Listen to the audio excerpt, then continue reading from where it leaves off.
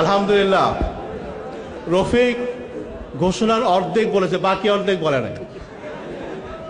মিষ্টি যখন খাওয়ানো হবে ইনশাআল্লাহ শ্রেষ্ঠ সাংস্কৃতিক কার্যক্রম উপহার দেওয়া হবে ইনশাআল্লাহ।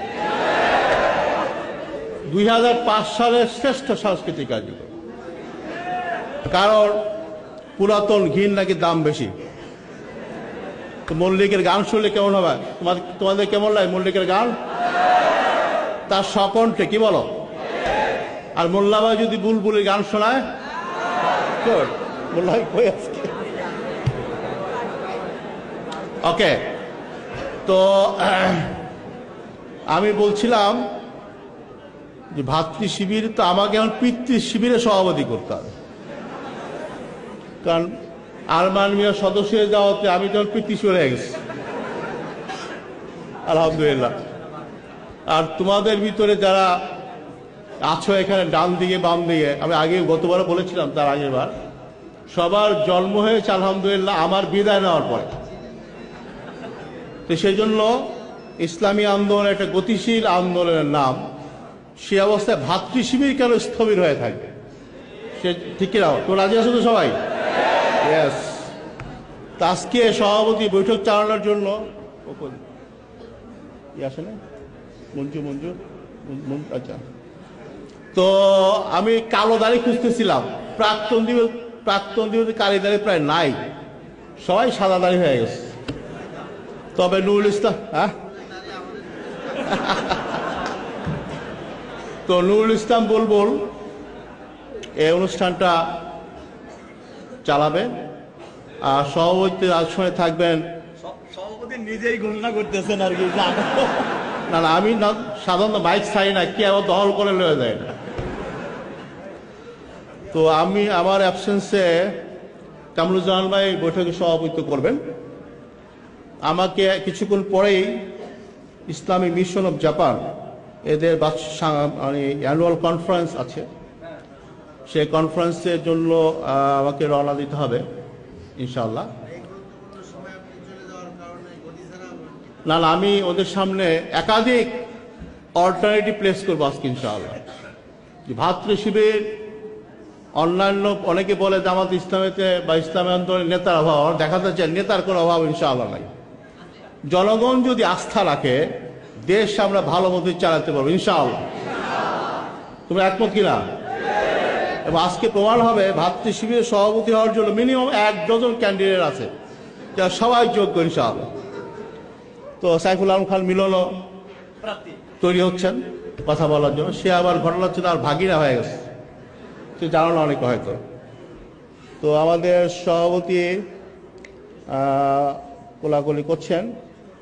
তো আমি চাচ্ছি যে সভাপতি মঞ্চের পিছনে গেলেই আমাদের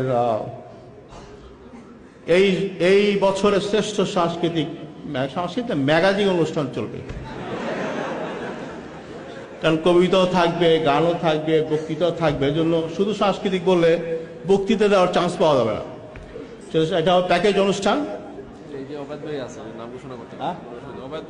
ও ইয়েস ইয়েস, কত নাম বলবো? ওয়াইজ একজন তারা তো ওর একটা দাঁড়িয়েও পাকে না।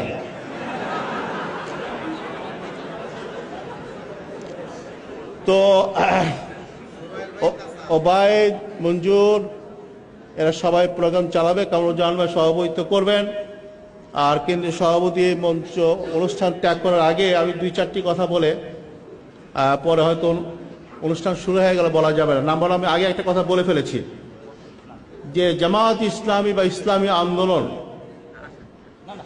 আজকে যদি আল্লাহ পাক আমাদের ক্ষমতা দেন, আমরা 4 পার্টি থেকে অনেক ভালো দেশ চালাতে পারবো ইনশাআল্লাহ। আমাদের হাতে সাফিসিয়েন্ট ম্যান পাওয়ার তৈরি হয়েছে, তবে আল্লাহর নিজের একটা সুন্নত আছে, সে অনুযায়ী তিনি দায়িত্ব দেবেন। আজকে সকালে বক্তৃতা শুনেছো তোমরা। প্রস্তুতি নেওয়া আমাদের কাজ, আর দায়িত্ব দেওয়া কার কাজ? আল্লাহর কাজ। আল্লাহ পাকের একটা সুন্নত হচ্ছে তিনি দায়িত্ব দেওয়ার আগে পরীক্ষা করেন। তো সেই হিসাবে আগামী 5-10 বছর আমাদের জন্য ফেয়ার ওয়েদার নাও থাকতে পারে। ফেয়ার ওয়েদার বুঝো তো? গত 5 বছর যে ফেয়ারওয়েলটা ছিল, আমরা আল্লাহর কাছে দোয়া করছি যে আল্লাহ আপনি তো পরীক্ষা ছাড়া দায়িত্ব দেবেন না, পরীক্ষাটা যেন হালকা হয়। কি বলো? আমরা আল্লাহর কাছে দোয়া করবো আল্লাহ পাক যেন আমাদেরকে হালকা পরীক্ষা দিয়ে পাশ করায় দেয়। কারণ আমরা ছাত্র শিবিরের পক্ষ থেকে শতাধিক শাহাদাতের নজরানা পেশ করেছি এবং টোটালি কয়েক হাজার শাহাদাত এই বাংলাদেশি জমিন ইসলামী আন্দোলন দিয়েছে। আল্লাহ পাক যেন আমাদের পরীক্ষা হালকা করে দেন এই দোয়া করে আগামী দিনগুলোতে ইসলামী আন্দোলনকে আল্লাহ পাক যদি পরীক্ষা করতে চান, যে আন্দোলনের সদস্য যারা, সাথী যারা, তারা শক্ত আছে কিনা, সে পরীক্ষায় আল্লাহর উপর তাওয়াক্কুল করে ময়দানে শক্ত হয়ে দাঁড়ানোর সাহস আছে সবাই ইনশাআল্লাহ। আল্লাহ পাক আমাদেরকে বিজয় দান করুন। প্রিয় ভাইরা, আজকের অনুষ্ঠানে বক্তৃতা দেওয়ার সময় আমি নষ্ট করতে চাই না, তবে কালকে আমি যে কথা বলেছিলাম একটু ব্যাখ্যা করতে চাই যে no doubt Islam is the only challenge for this civilization. এটা আমরা যত না বুঝি আমেরিকা তার থেকে বেশি বুঝে, সেই জন্য তারা তাদের মরণ কামড় শুরু করেছে। It is a matter of time. আগে বলেছি, আমাদের একজন বক্তৃতায় বলেছে, অলমোস্ট প্রবাবলি কে বললো আমি খেয়াল করতে পারছি না, এই সেঞ্চুরিকে ওয়েস্টে বলছে civilisation of knowledge or century of knowledge। আর আমরা বলতে চাই আমাদের সভ্যতা যে কেতাবের উপর প্রতিষ্ঠিত, তার প্রথম কথাই হচ্ছে ইকরা। কি বলো? তাহলে এই সভ্যতা, এই শতাব্দী যদি জ্ঞানের শতাব্দী হয়, তাহলে মুসলমানরা এই নেতৃত্ব দেবে ইনশাআল্লাহ। কারণ আমাদের কেতাবের প্রথম কথা হচ্ছে ইকরা বিইসমি রাব্বিকাল্লাযী খালাক। প্রিয় ভাইরা, আমি আমাদের এক প্রিয় ভাই ডক্টর আহমদ তুতুনজি, তিনি একটা সুন্দর বক্তৃতা দিয়েছিলেন কয়েকদিন আগে। তার থেকে দুটি কথা তোমাদেরকে বলে আমি বিদায় নেব, আরো 10 মিনিট থাকবো। সেই কথা হচ্ছে, সেই কথা দুটো বলার আগে আর দুইটা নসিহত তোমাদের জন্য বড় ভাই হিসাবে এবং আমার সন্তান সহ তোমাদের সবার কাছে। নাম্বার 1, শয়তান মানুষকে দুটি জিনিসের ভয় দেখাইয়া আল্লাহর পথ থেকে দূরে সরায় নেওয়ার জন্য অসওয়াসা দেয়। একটা হচ্ছে রিজিক, তাই না? রিজিকের দায়িত্ব কার? আল্লাহ। ওমা ইয়ারযুকহু মিন হাইসু লা ইয়াহতাসিবু ওমা ইয়াতাওয়াক্কালু আলাল্লাহি ফাহুয়া হাসবুহু ইন্নাল্লাহা বালিগু আমরিহি কাদ জাআলাল্লাহু লিকুল্লি শাইইন কাদির। আল্লাহ বলেন, রিজিক আমি কোত্থেকে দেব সেটা তুমি চিন্তাও করতে পারবে না। মিন হাইসু লা ইয়াহতাসিবু, কাজে রিজিকের দায়িত্বটা আল্লাহর উপর ছেড়ে দিয়ে আমি তোমাদের কাছে, তোমাদের বড় ভাই হিসাবে, প্রাক্তন হিসাবে এবং ঘটনাক্রমে তোমাদের পিতা হিসাবে বলতে চাই, রিজিকের পিছনে দৌড়ানো আল্লাহর বান্দার কাজ হতে পারে না। রিজিক কার কাছ থেকে আসে? আল্লাহর কাছ থেকে। রিজিকের দায়িত্বটা আল্লাহকে দিয়া আমরা আল্লাহর কলেমা তুলে ধরার জন্য সাধনা করব ইনশাআল্লাহ। তোমরা জানো আল্লাহ রসুলকে এক সাহাবী বলেছেন, ইয়া রাসূলুল্লাহ, যুদ্ধ তো মানুষ আমরা করি বাহাদুরির জন্য, যুদ্ধ আমরা করি বংশের জন্য, যুদ্ধ আমরা করি দেশের জন্য, জিহাদ ফি সাবিলিল্লাহ সংজ্ঞা আপনি দিন। আল্লাহ রসুল বলেছিলেন সেই কাজ জিহাদ ফি সাবিলিল্লাহ হবে, সেই জিহাদ ফি সাবিলিল্লাহ, সেই জিহাদকে আল্লাহর রাস্তা হবে যার উদ্দেশ্য থাকবে ইলাই কালিমাতুল্লাহ, ইলাই কালিমাতুল্লাহ, আল্লাহর কলেমার পতাকা তুলে ধরার জন্য যে জিহাদ পরিচালিত হবে সেটাই হচ্ছে জিহাদ ফি সাবিলিল্লাহ। আসলে আমাদের সবার জীবনের লক্ষ্য, আমাদের সাধনা একটাই, কলেমাকে তুলে ধরা। প্রিয় ভাইরা, কবি শিবির সঙ্গীতের লেখক এসেছে, ডাক্তার বসে দাঁড়ান। হ্যাঁ, পদ্মা মেঘনা যমুনার তীরে গানটা জানো না? ইনি হচ্ছেন সেই কবি। আমাদের রাজশাহী শহরের সভাপতি ছিলেন ডক্টর মোর্শেদ। দাঁড়িয়ে একটাও পাকে না, খেয়াল করছো তো? দাঁড়িয়ে একটাও পাকে না।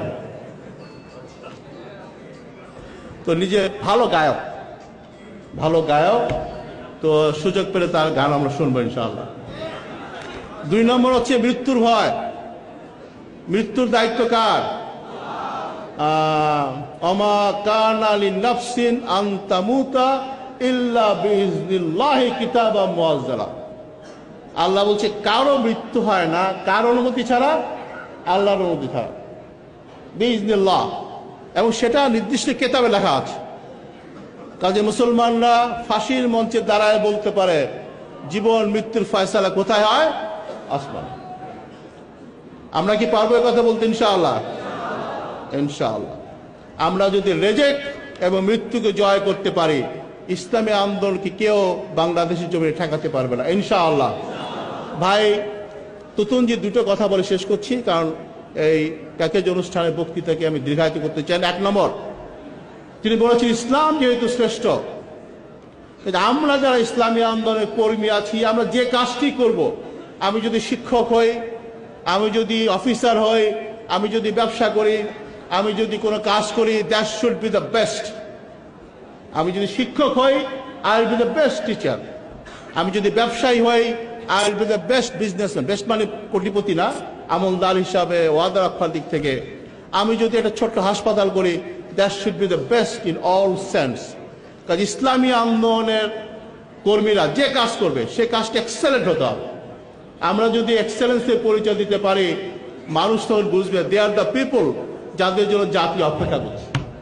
এই যে 20 তারিখ 28 তারিখ সম্মেলন হয়ে গেল, এটা সাইজের চাইতেও, এর আয়োজনের চাইতে মানুষ যে কথাটা বলছে, এটা তোমরা অনেকে জানো, তো আমি বলছি, সবাই যেটা বলছে এটা হচ্ছে আমাদের জয়। কি এত সুশৃঙ্খল, এত নিয়মতান্ত্রিক, লক্ষ লক্ষ লোক একসাথে বসলো, অন্য কোনো পার্টি হলে এটা সম্ভব ছিল না। জামাত ইসলামী মর্যাদা অনেক বাড়িয়ে দিয়েছে।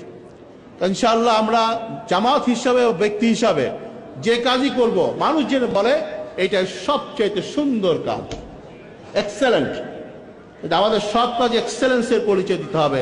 স্বদেশ মানুষ বুঝে, যে সংগঠন লোকেরা এক্সেলেন্ট কাজ করতে পারে তারা মানুষ হিসেবে এক্সেলেন্ট।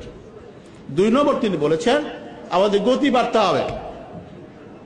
ওদের গতি যদি হয় 5 মাইল, আমাদের গতি হতে হবে কমপক্ষে 6 মাইল। আমাদের গতি যদি না বাড়ে, ডাইনামিজম না বাড়ে, আমরা ওদিকে ওভারটেক করতে পারবো না। আল্লাহ পাক আমাদের সবাইকে এই শতাব্দীর, এই সভ্যতার ভালো জিনিসগুলো আত্মস্থ করবার এবং ওদের চাইতে শ্রেষ্ঠ সভ্যতা উপহার দেওয়ার জন্য আমাদের সবাইকে কবুল করুন, আমিন। প্রিয় ভাইরা, যেহেতু আমার ছেলে এখানে উপস্থিত আছে, তার উদ্দেশ্যে একটা কথা বলতেই হয়। আমি বিশ্বাস করি আমাদের আন্দোলন প্রজন্ম থেকে প্রজন্ম চলবে ইনশাআল্লাহ। যারা ফু দিয়ে জামাত ইসলামকে নিভিয়ে দিতে চায়, ইসলামী আন্দোলন নিভিয়ে দিতে চায়, তাদের জেনে থাকা উচিত বাংলাদেশের ইসলামী আন্দোলনের শিকড় প্রতিটি মানুষের হৃদয়ে গাঁথা রয়েছে। কাজে ইসলামী আন্দোলনের উপর হাত দেওয়া মানে হচ্ছে 14 কোটি মানুষের সাথে যুদ্ধ ঘোষণা করা। ইনশাআল্লাহ আল্লাহ যদি আমাদের সাথে থাকে, দুনিয়ার কোনো শক্তি নেই যারা আমাদেরকে পরাস্ত করতে পারে। আমাদের শপথ হওয়া উচিত, আমরা যতদিন জীবিত থাকবো, কলেমা পতাকা আমাদের হাতে থাকবে। আমার পর আমার ছেলে, তারপর তার ছেলে, বংশ থেকে বংশান্তর পর্যন্ত আমরা কলেমার পতাকা তুলে যেতেই থাকবো ইনশাআল্লাহ, যতদিন দিন পরিপূর্ণ বিজয় লাভ না করে। আল্লাহ পাক আমাদের সবাইকে এই তৌফিক দান করুন, আমিন। সালাম আলাইকুম।